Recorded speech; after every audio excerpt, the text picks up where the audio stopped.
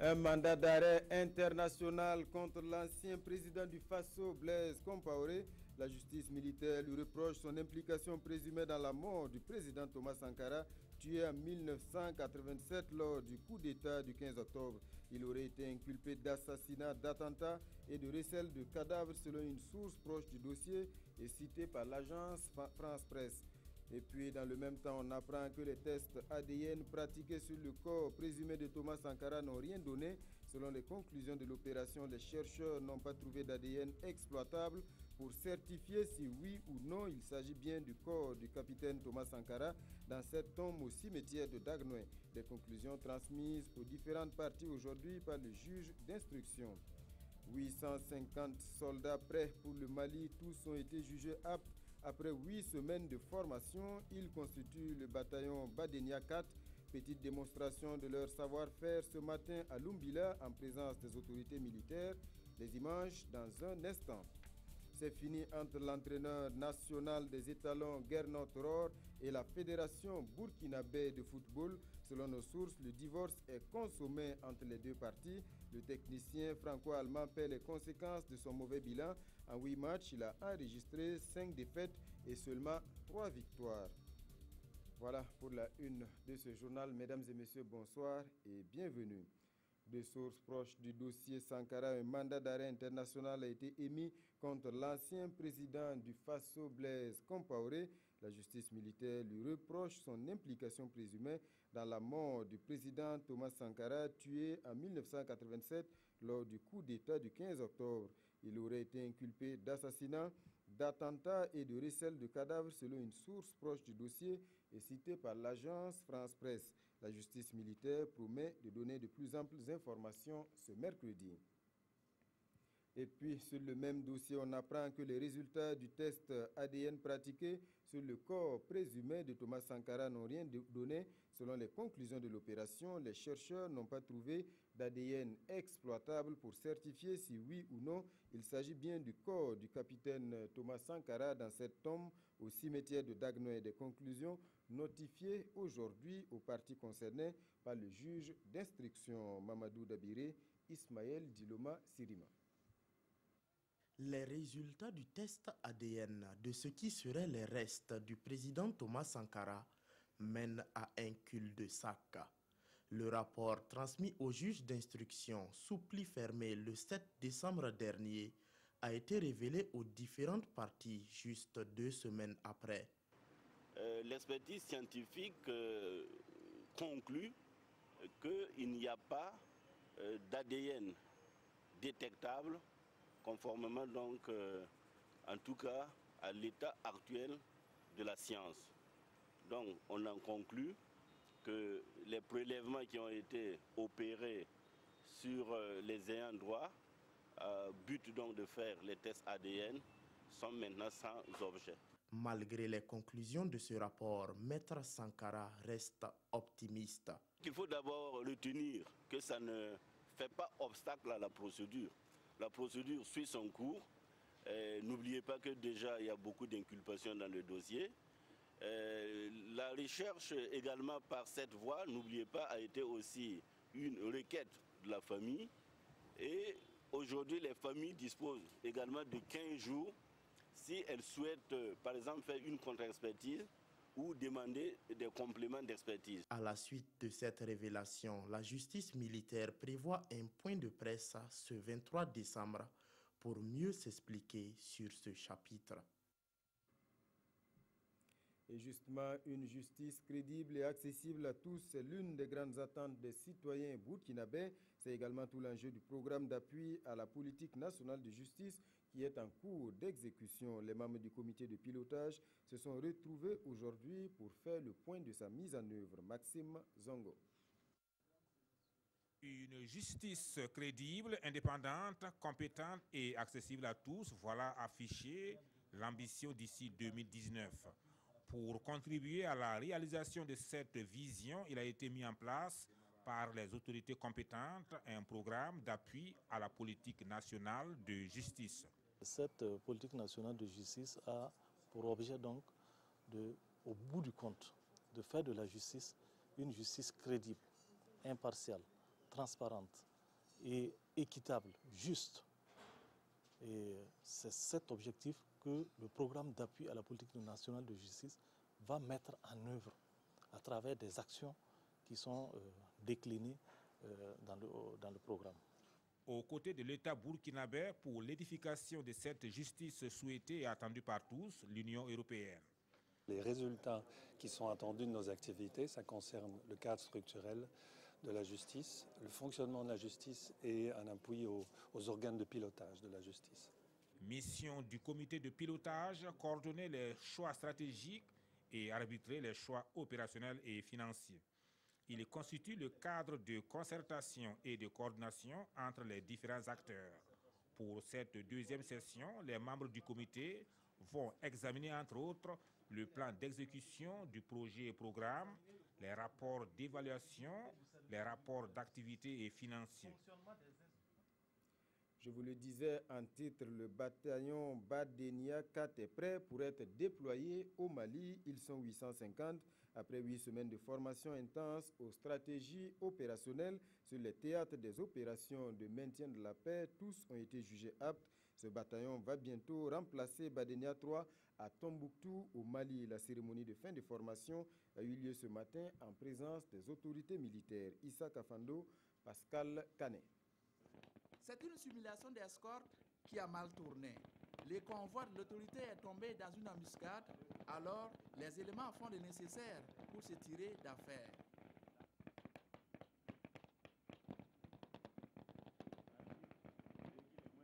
C'est à ce genre d'incident que les éléments du bataillon Badenian 4 auront peut-être à faire face sur les théâtres des opérations au Mali.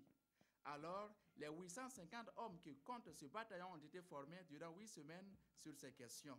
Contrôle de points vulnérables, recherche d'engins explosifs, réaction face à une embuscade, les hommes du colonel Kaboré sont prêts à relever le défi, celui de remplacer vaillamment les bataillons Badenia 3 à Tombouctou. Nous apprécions avec beaucoup de satisfaction et donc, cette démonstration de fin de formation qui atteste en tout cas du bon niveau atteint par le personnel du bataillon et nous avons l'assurance qu'ils sont à même de réussir leur mission une fois déployés au sein de l'aménagement au Mali. La formation a été assurée grâce à la coopération américaine à travers le programme ACOTA. Le premier conseiller de l'ambassade des États-Unis au Burkina Faso s'est dit fier de ce qu'il a vu. Vraiment une formation très bien faite. On voit la fierté et la capacité avec laquelle les gens formés on va travailler pour le maintien du paix au Mali. En attendant le départ imminent pour le Mali, les hommes de Badenian 4 défilent fièrement devant autorités par Ayami venus voir de quoi ils sont capables. Toute autre chose, pour poursuivre, il faut accepter tous les enfants à l'école, même ceux qui ont un handicap, et quel que soit ce handicap. C'est un cri de cœur lancé par l'Institut des jeunes sourds et ses partenaires. Cela s'appelle l'éducation inclusive et le constat, c'est qu'elle est loin encore d'être une réalité au Burkina. Hier, l'Institut a rencontré des acteurs de l'éducation des Hauts-Bassins pour une opération de plaidoyer. Hassan Gourabou, Sanouha Christine Koulibaly. L'éducation est l'un des droits fondamentaux de tout enfant. Un droit que même le handicap ne doit lui enlever, quelle que soit sa nature. C'est la conviction de l'Institut des jeunes sourds et ses partenaires, initiateurs de cette formation et information sur l'éducation inclusive. Cette communication que nous voulons faire passer, c'est pour que vraiment toute personne, tout enseignant puisse vraiment accepter un enfant malentendant, un enfant déficient visuel, un enfant handicapé physique, quel que soit le type d'handicap dans leurs écoles.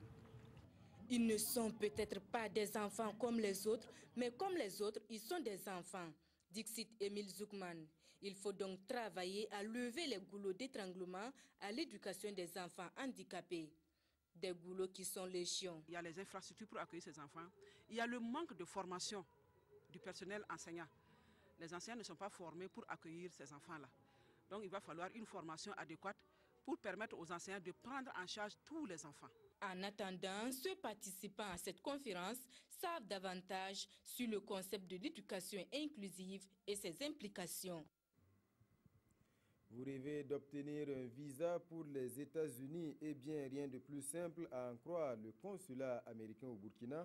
En tout cas, pour ce qui concerne les démarches, la procédure est accessible à tous et pour lever tout équivoque, le consulat joue la carte de la transparence. Il a ouvert ses portes à des journalistes. Explication, Mokhtar Ouedraogo, Tanga Kafando. Le rendez-vous obtenu après avoir rempli le formulaire de demande de visa en ligne sur le site web de l'ambassade.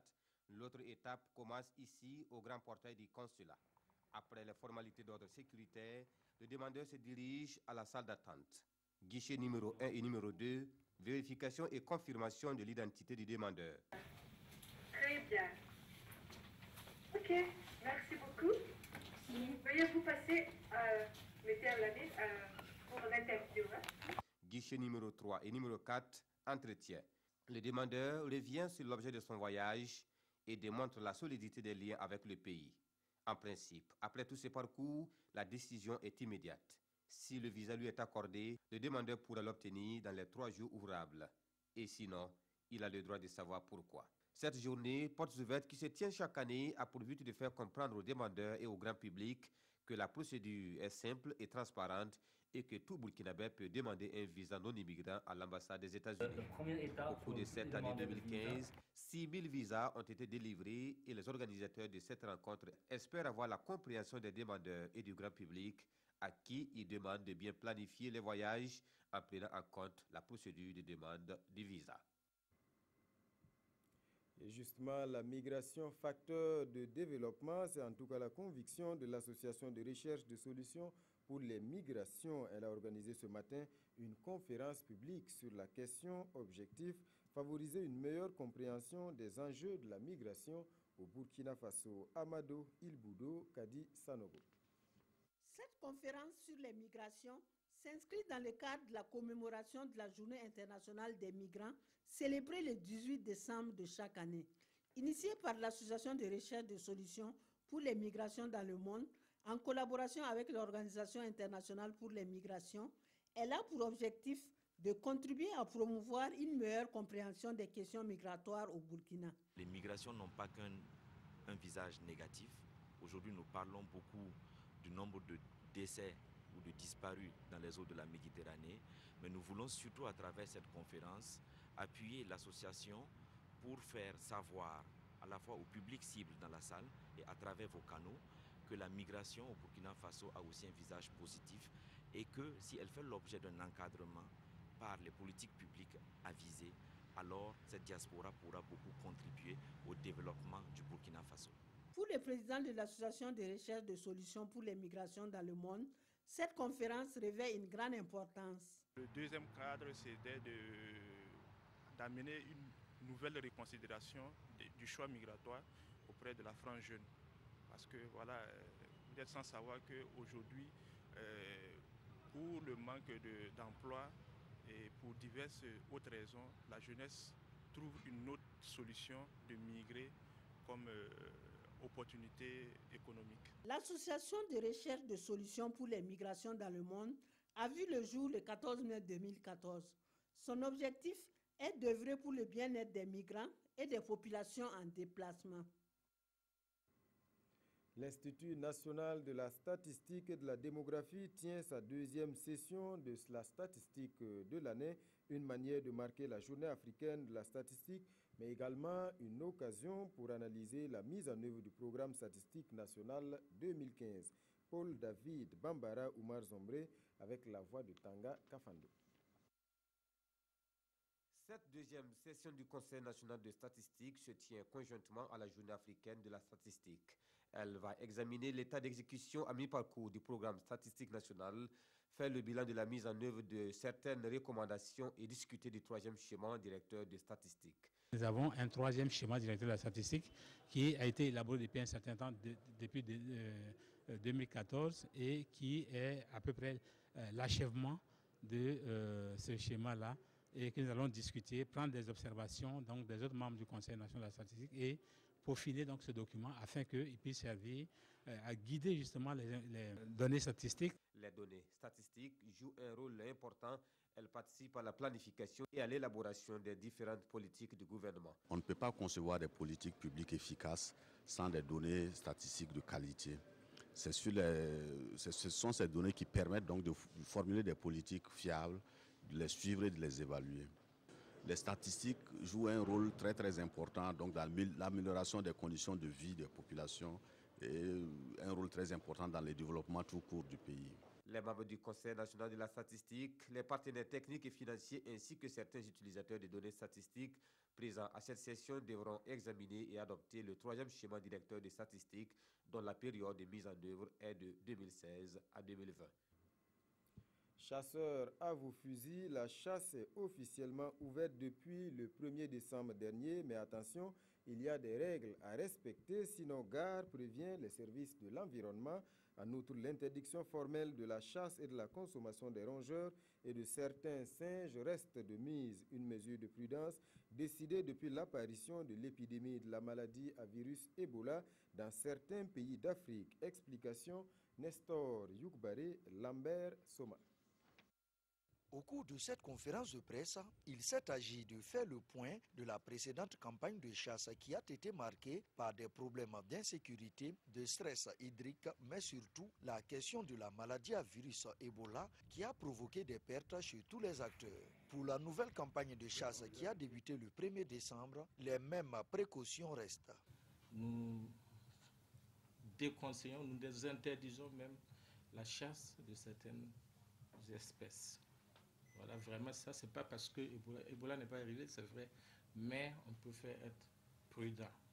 La création du fonds d'intervention pour l'environnement est un autre point abordé par le ministre de l'Environnement et des Ressources halieutiques. Vous savez qu'il y a beaucoup d'espèces sauvages qui sont protégées. Il arrive que ces espèces-là causent des dégâts. Pour pallier donc ce problème-là, avec la création du fonds d'intervention pour l'environnement, il est prévu un guichet qui sera exclusivement dédié au remboursement des dégâts commis par les espèces sauvages protégées. La semaine dernière, la coalition populaire du Gourmou dénonçait la mauvaise gestion des ressources naturelles de l'Est. Sur ce dernier point, Seydou Maïga dit s'inscrire en faux sur ses déclarations et appelle les membres de cette coalition à venir s'abreuver à la source de l'information.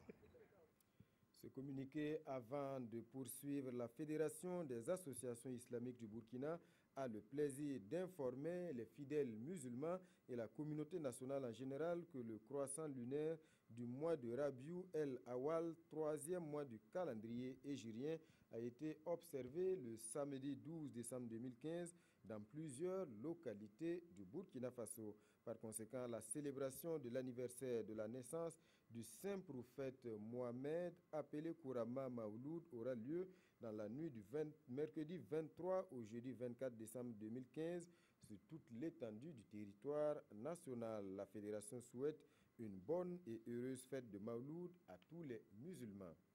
Et en cette veille de fête de fin d'année, cette foire qui ne passe pas inaperçue à Fadangourma, celle des petits ruminants et de la volaille, c'est la toute première édition et pour les éleveurs, c'est une aubaine, l'occasion de faire de bonnes affaires. Issaka Diallo, Amidou Lankwande. C'est par cette coupure du ruban que le ministre des Ressources animales a procédé à l'ouverture de la première édition de la foire régionale des petits ruminants et de la volaille à Fadangourma. Un secteur très important pour l'économie nationale et locale, mais qui reste confronté à d'énormes difficultés, d'où l'accompagnement du gouvernement. Il faut dire qu'au niveau du gouvernement, nous soutenons d'abord ce genre d'initiative-là. C'est vrai que c'est bon de produire, mais on produit pour la consommation à travers le marché. Alors, autre soutien que le gouvernement apporte, c'est effectivement de mettre en place un certain nombre d'infrastructures pour faciliter effectivement la commercialisation, notamment les marchés à bétail. Cette foire va permettre aux acteurs de partager les expériences et de mutualiser les efforts. Cette foire va permettre aux producteurs non seulement de se retrouver entre eux et discuter des difficultés qu'ils rencontrent, et aussi pour faire de bonnes affaires. J'ai vendu à peu près de 16 têtes comme ça d'abord. La foire a été rendue possible grâce à la Chambre régionale d'agriculture de l'Est avec le soutien financier de l'USAID dont l'ambassadeur des États-Unis était le parrain. Rendez-vous est pris en 2016 pour la 2e édition selon les organisateurs. Culture à présent avec le rendez-vous de Touba. C'est la 2e édition et ça se passe dans la province de la Kossi. Le bouquet final, c'était ce week-end. Au menu, contes, chants et danse, mais aussi du sport. Reportage, Julien Bayala et Siriki Milogo. Alexandre Koulibaly, conteur, tient en haleine le public à l'auberge de Madouba, distillant des contes dont lui seul a le secret et à l'issue desquels une morale pour la vie est tirée. C'est la soirée des lauréats du rendez-vous de Touba. Ensemble d'activités socio-culturelles, sportives et éducatives, le rendez-vous de Touba est un cadre de promotion et d'intégration. Pour cette 2e édition, les danses Sakala, Tenio, Yeye et Tendoro étaient au rendez-vous. C'est un véritable pan de la culture d'Afin et Bois qui est révélé au public. À travers ce festival, c'est la culture burkinabé qui est magnifiée dans toute sa diversité. La culture étant notre âme, ce qu'il y a d'essentiel à ne pas perdre, nous souhaitons que le rendez-vous de Touba puisse contribuer à sa manière au rayonnement de la culture burkinabé, au rayonnement de la culture africaine, ici comme ailleurs. En 2 années d'existence, le rendez-vous de Touba suscite un engouement au-delà des frontières de Madouba. En témoigne la présence de cette troupe de danse Ngoni venue de Tirakui et les dozos de Ouri dans les cercles de Tominia au Mali.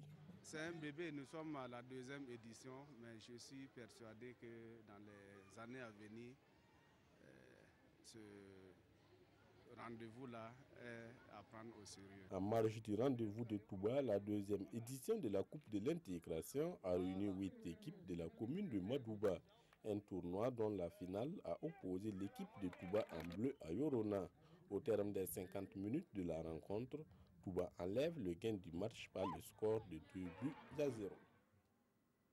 Voilà, c'est un reportage de Julien Bayala, Siriki Milogo. La voix, elle, est celle de Nayalagdopol Sawadogo. Religion à présent, l'heure du bilan pour l'Union des groupes bibliques du Burkina. Elle tient à Ouagadougou son conseil général ordinaire. Les participants sont venus des 13 régions du pays pour examiner les acquis de l'Union. Mokhtar Ouedraogo, Bouma Ernest Nebié.